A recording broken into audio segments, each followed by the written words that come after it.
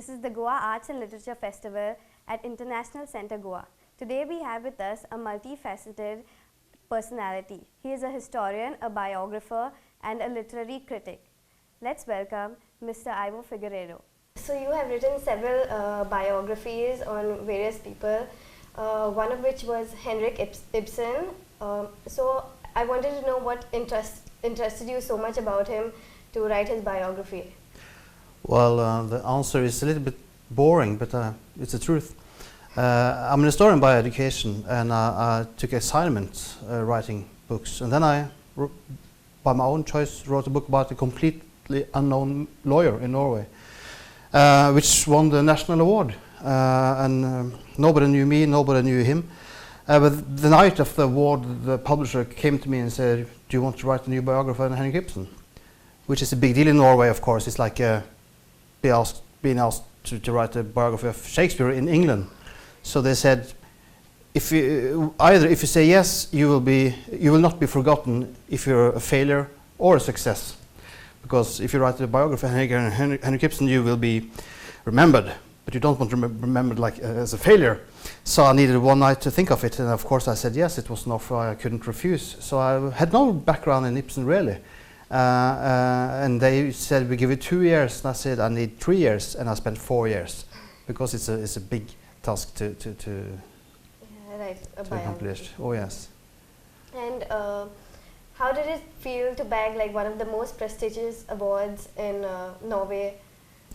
Well, at that time it was a surprise. I never saw it coming, and then it was directly into the Ibsen world. So then I had to hide for the world next 4 years, so it was a glorious night, but it put me in position to do this task, and of course taking on that task of writing about Henrik Ibsen, not being an Ibsen scholar, was of course my first dilemma, but I decided to see that as an advantage.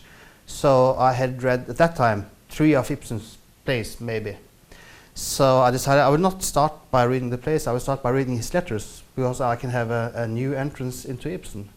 And it turned out to be a fantastic and very fruitful process.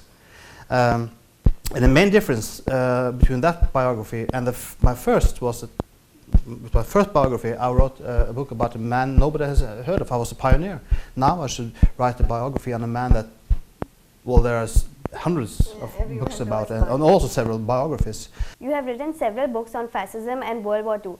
What is the prominent point that you wanted to bring out through these books? Well, no, I haven't written a lot of books. I wish I had. A lot of articles maybe, and one book on, well, 2 books on fascism in Norway. Well, I majored in history on the topic of fascism, and I was at that time interested in the ideology and the sectorism, the political sectorism that you find in fascism. So, well, I was young. I just fell into it, and I was intrigued by it. And I did also for a few years work as a researcher on what do you call it, Norwegian volunteers and the German war in the East, which was a terrible affair. So this got me into storytelling, because I would talk to people and I would see how they would all veterans from the Eastern Front, how they would talk about their lives.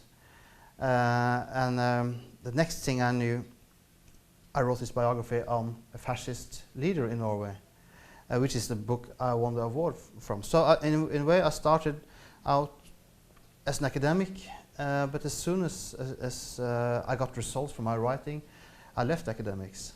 So for me, the outcome of my interest for fascism and World War II is the narrative and the storytelling, but also the interest in the single human being being changed and altered in the course of history.